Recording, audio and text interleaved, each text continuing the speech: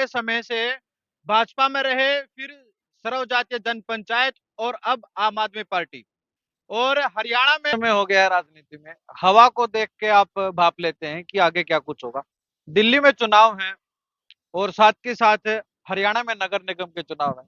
अनुभव क्या कुछ कहते हैं? देखिए, एक नगर निगम के चुनाव नजदीक लग रहे हैं, कब समय मिलेगा आप लोगों को इस लड़ाई को लड़ने ये के? बिल्कुल सच्ची बात है कि बिल्कुल लगभग 1 महीने का ही टाइम है। बहुत कम समय मिला हमें नगर निगम चुनाव के लिए, लेकिन उसके बावजूद बड़ी मजबूती से नगर निगम चुनाव आम आदमी पार्टी पानीपत जिला के अंदर लड़ेगी। हौसले बुलंद। पूरे हौसले बुलंद है। और जिस प्रकार से कांग्रेस पार्टी घरों में बैठी, अभी देखना आने वाले सप्ताह 2 सप्ताह के अंदर आम आदमी पार्टी ही सारे पानीपत के अंदर सक्रिय नजर आएगी और मजबूती से नगर निगम का चुनाव लड़ेगी। क्या लगता है, कुछ कितने पार्षद हो सकते हैं, कुछ आइडिया अनुमान दे सकते हैं? देखिए भाई, हम 28 के 28 पार्षद लड़ाएंगे, मेयर लड़ाएंगे। और अगर भारतीय जनता पार्टी के प्रति सबसे ज्यादा नकारात्मक लोगों में कोई छवि है तो नगर निगम पानीपत की है। हरियाणा में बीजेपी की सरकार है और एक शहीद मुख्यमंत्री। कैसे देखते हो आने वाले ये 5 साल? देखिए, जवाब भी दिए, और अब इस पर आप लोगों की क्या कुछ राय है? आप लोग कमेंट बॉक्स में अपनी राय जरूर दीजिएगा। मैं मनीष कुमार, अखंड भारत की आवाज से। तस्वीरों में जो आप नेता आप लोग देख पा रहे हैं, ये कभी लंबे समय से भाजपा में रहे, फिर सर्वजातीय जनपंचायत और अब आम आदमी पार्टी। और हरियाणा में अब नगर निगम के चुनाव हैं और इसी को लेकर शहरों के अंदर चर्चाएं चल रही हैं। अब आगे किसको शहरी सत्ता देने वाले हैं? तो अभी हमारे साथ सुरेंद्र अलावत जी हैं और काफी पुराने नेता हैं, और हवा से भाप लेते हैं कि आगे क्या कुछ होगा। सर, भारतीय जनता पार्टी में हमने लंबे समय तक काम किया। और जब भारतीय जनता पार्टी की नीतियां जन विरोधी प्रतीत होने लगी और जनता के भलाई के बजाय जनता को कष्ट देने वाली नीतियां मामला हो, मजदूरों का मामला हो, तो हमने ये महसूस किया कि भी सत्ता में आने के बाद भारतीय जनता पार्टी का चाल और चरित्र बदल गया है। तो हमने कोई फिर दूसरी राजनीतिक पार्टी नहीं बनाई। सर्वजातीय जनपंचायत एक सामाजिक संगठन था और जनता की लड़ाई लड़ने के लिए, क्योंकि हमारी एक सोच थी कि भी जनता की लड़ाई लड़ने के लिए एक सामाजिक फ्रंट की आवश्यकता है, तो वो हमने सामाजिक फ्रंट बनाया था। और इस चुनाव में, क्योंकि इस बार का चुनाव पोलराइज चुनाव था, एक वोट जिताने वाली थी बीजेपी को, दूसरी वोट हराने वाली थी। हराने वाली वोट सारी विकल्प मान करके कांग्रेस को चल रही थी। लेकिन कांग्रेस जिस प्रकार से अपने अव्यवस्थाओं को लेकर के कांग्रेस जिस प्रकार से मुकाबला नहीं कर पाई, तो सभी साथियों की सोच बनी कि जनता की लड़ाई लड़ने के लिए कोई पॉलिटिकल फ्रंट में हमें जाना चाहिए। और सभी साथियों ने विचार विमर्श करके, क्योंकि आज हरियाणा के अंदर और देश के अंदर भारतीय जनता पार्टी का यदि कोई मुकाबला कर सकती है तो वो आम आदमी पार्टी है। और आने वाले समय में आम आदमी पार्टी ही हरियाणा प्रदेश में भाजपा का विकल्प बनेगी। तो यही सोच करके सभी साथियों ने फैसला किया कि भाई सभी आम आदमी पार्टी में चलते, तो इसी को लेकर के हमने आम आदमी पार्टी को ज्वाइन किया। लंबा समय हो गया है राजनीति में, हवा को देख के आप भाप लेते हैं कि आगे क्या कुछ होगा। दिल्ली में चुनाव है और साथ के साथ हरियाणा में नगर निगम के चुनाव है। अनुभव क्या कुछ कहते देखिए, जो हवा का रुख भांपते हैं वो तो चुनाव के अन मौके से पहले सत्तारूढ़ दल की तरफ जाते हैं।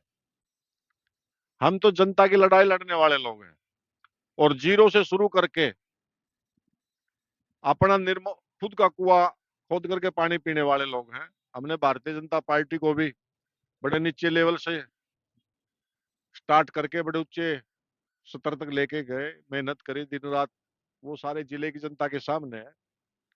लेकिन जिस प्रकार से सत्ता में आने के बाद कार्यकर्ताओं के साथ जो व्यवहार भारतीय जनता पार्टी के नेतृत्व का रहा, और खास करके जिस प्रकार से भारतीय जनता पार्टी जो अटल अडवाणी के टाइम के समय में पारिवारिक पार्टी मानी जाती थी, आज एक कॉरपोरेट पार्टी की तरह काम कर रही है और उसमें कार्यकर्ताओं के लिए कोई विशेष स्थान नहीं है। तो उससे तंग आकर के हमने भारतीय जनता पार्टी को छोड़ा था, और सत्ता के दौरान छोड़ा था। ये नहीं भी कोई सत्ता के नजदीक आकर के या उसको छोड़ा हो। और आज भी हम एक ऐसी पार्टी में गए जहां हमने पानीपत जिला के अंदर तो जीरो से शुरुआत करनी है। तो हमारी एक सोच है कि जनता की लड़ाई लड़ने के लिए मेहनत करेंगे और बाकी जब जनता के सामने मेहनत करेंगे, जनता की आवाज उठाएंगे, जनता के मुद्दों को लेकर के जाएंगे और जनता को लगेगा कि ये लोग हमारा कुछ भला करने वाले लोग हैं, तो जनता हमें समर्थन भी देगी।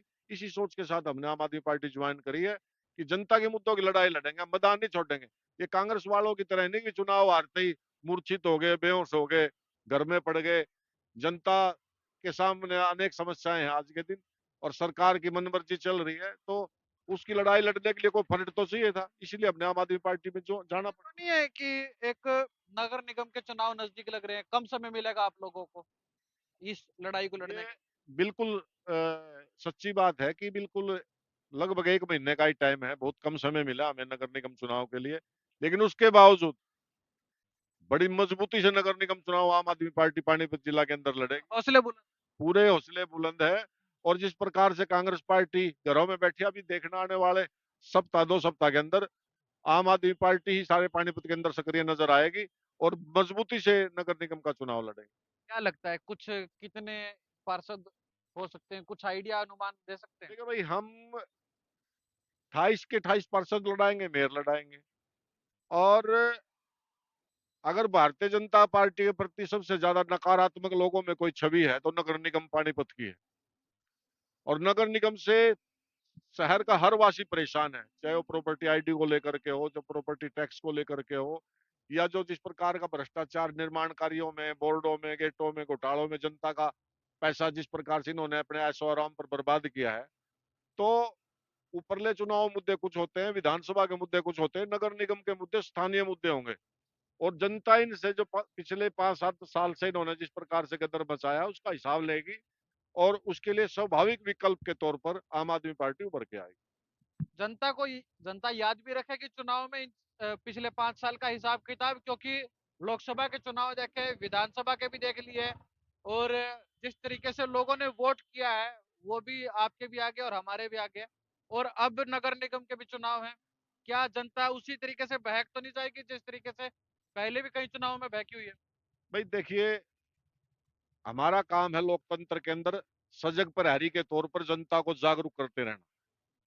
चौकीदार का काम तो होता है कि रात को कहे भी जागते रहो, जागते रहो। अब चौकीदार की वो बात सुनकर को सचेत रहता है तो उसका चोरी होने से बच जाता है। और जो भी नहीं सचेत रहता और फिर वही छोटी मोटी झूठी मूठी बातों में आकर के हिंदू मुसलमान जाति पाति इन मामलों का करके 5 साल का अगर लोगों का दुख दर्द को भुलवाने की कोशिश बीजेपी करेगी तो उसका तो हमारे पास इलाज नहीं।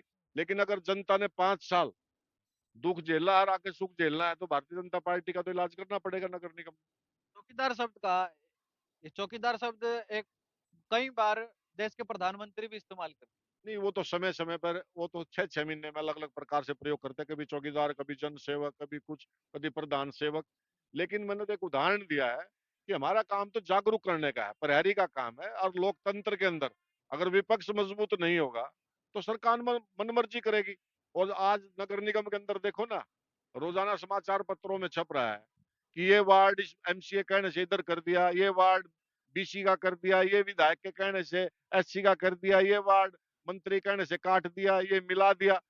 भाई ये नगर निगम का चुनाव है या भारतीय जनता पार्टी की कार्यकारिणी का गठन हो रहा है?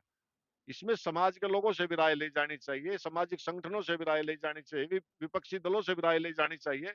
लेकिन जिस प्रकार की जो सत्ता का जनादेश मिला है उसका दुरुपयोग करते हुए नाजायज अधिकारियों पर दबाव बना करके नगर निगम के वार्डों का गठन किया जा रहा है। और ये कोशिश की जा रही है कि चुनाव में भारतीय जनता पार्टी की जीत हो।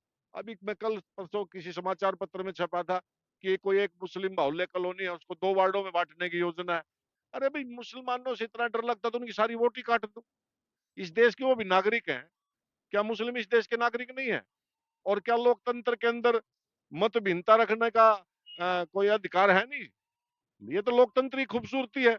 विचारों में भिन्नता, अगर 100 के 100 आदमी एक तरफ हो जाएंगे तो लोकतंत्र कैसे चलेगा? तो विरोधी का होना भी जरूरी है। और ये इस प्रकार से गठन कर रहे हैं भी जैसे भारतीय जनता पार्टी की पार्षदों की जीत सुनिश्चित हो जाए, मेयर की जीत सुनिश्चित हो जाए। मैं तो ये कहूंगा अगर इन्होंने ऐसा ही करना है फिर चुनाव पे हैं, करवाने की जरूरत। लाखों खर्च करने की जरूरत क्या है? वैसे ही घोषित कर दो बीजेपी का मेयर 28 के 28 पार्षद, बीजेपी के जिला अध्यक्ष से लिस्ट ले लो या प्रदेश अध्यक्ष से लिस्ट ले लो और उनको घोषित कर दो। अब हरियाणा में बीजेपी की सरकार है और नायब सैनी मुख्यमंत्री। कैसे देखते हो आने वाले ये 5 साल? देखिए, नायब सैल नायब सैनी जी की वो नरम व्यक्ति हैं और असली परीक्षा अब शुरू होगी। 10 साल जी मनोहर लाल खट्टर अगर अच्छे मुख्यमंत्री थे तो उन्होंने बदले क्यों? हालांकि जब तक उनको बदला नहीं गया, जब तक ये उनको बड़ा बेहतर और कुशल मुख्यमंत्री बताते रहे। ईमानदारी बता। हाँ, एंड मौके पे उनको इसलिए बदलना पड़ा ताकि जनता का ध्यान भटका आज के।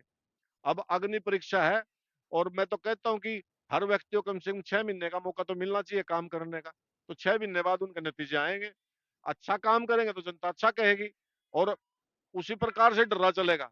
क्योंकि मुझे नहीं लगता कोई इसमें बदलाव आएगा, जो मनोहर लाल खट्टर जी का शासन था और इसमें कोई बदलाव आएगा, क्योंकि वही अधिकारी हैं उच्च स्तर पर, वही पदाधिकारी हैं। तो ये तो एक चेहरा चेहरा बदला, बाकी सिस्टम तो वही है। फिर भी 6 महीने तक तो हम वेट करेंगे, उसके बाद फिर कुछ। उसके बाद कुछ हाँ, उसके बाद फिर उनकी कार्य प्रणाली उनको नंबर दिया जा सकते हैं। बाकी जो जमीनी स्तर पे है वहां तो जनता का बुरा हाल है, जनता तंग है। आज भी जनता धक्के खा रही दफ्तरों में।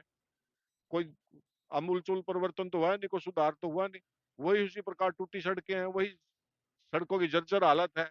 शहर के गांव से जोड़ने वाले मुख्य रास्ते आज भी बुरा हाल है, चाहे कुटानी रोड का लो, बबैल रोड का लो, कोई से रोड का उठा के देख लो, वही बुरा हाल है। लेकिन ठीक है, अगर जनता का, क्योंकि मेरा ये मानना है बीजेपी नहीं जीती है, कांग्रेस हारी है। और ये जो जनादेश इनको मिला है, तकनीकी तौर पे ये जीते हैं। और इस तकनीकी तौर पे जीत को अगर ये निरंकुशता से लेंगे और जनता की भावना से खिलवाड़ करेंगे, तो इस देश में एक से एक बड़े डिक्टेटर नेता हुए और उनका भी जनता ने इलाज किया, तो इनका भी इलाज हो जाएगा। जब जब चुनाव आता है ईवीएम के ऊपर बात की जाती है, बोलते हैं ईवीएम में कुछ गड़बड़ी करते हैं, कौन करते हैं, क्या करते हैं, क्या मानते हैं इसमें? देखिए, विश्व के जितने भी विकसित देश हैं सभी बैलेट पेपर पर हैं। मेरा तो ये मानना है कि जब देश के सबसे विकसित, बस विश्व के सबसे विकसित देश बैलेट पर हैं और इनको जनता ने वोट देने हैं, ये लोकप्रिय लोग हैं, जनता इनके साथ है, तो इनको ये क्यों ही चकते हैं? अगर कोई मांग करता है बैलेट से करा लो भाई। अगर इन्होंने दोनों चीज रखनी है, कोई ऐसा प्रोविजन भी हो सकता है ईवीएम से भी करा लो और जो वीवीपैट के वोट उनको भी गिन लो, दोनों का कर लो। भाई इनको इस चीज से क्यों भाग रहे हैं? अगर इनके पास जनता वोट देती है, जनता इनके साथ है, तो इनको तो चैलेंज स्वीकार कर लेना चाहिए। और खुशी की बात है, ठीक है भाई, जिस तरीके के साथ तो आ जाओ, जनता तो हमारे साथ है। अगर मेरे साथ जनता है तो किसी प्रकार का चुनाव करा लो, जीतूंगा तो मैं ही। एक आर्टिकल पढ़ रहा था मैं, उसमें लिखा हुआ था कि अगला जो चुनाव होना है वन नेशन वन इलेक्शन वाला है। ठीक है या गलत है? देखिए, दो राज्य को चुनाव तो ये साथ करा नहीं सके, महाराष्ट्र के और हरियाणा के। ये सारे देश के ऊपर लेने चले इलेक्शन इकट्ठे कराएंगे, ये बेमानी है। और ये तकनीकी तौर पर, संवैधानिक तौर पर मुझे नहीं लगता सुटेबिलिटी रहेगी। किसी राज्य में सरकार अल्पमत में आ गई तो क्या सरकार बनने के 2 साल बाद या 1 साल बाद या 6 महीने बाद ही, तो क्या फिर 4.5 साल वहां राष्ट्रपति शासन रहेगा? ये वाइबल नहीं, फिजिबल नहीं है। बाकी मुझे नहीं लगता ये कराएंगे ऐसा, और ऐसा प्रैक्टिकल इंडिया में पॉसिबल भी नहीं।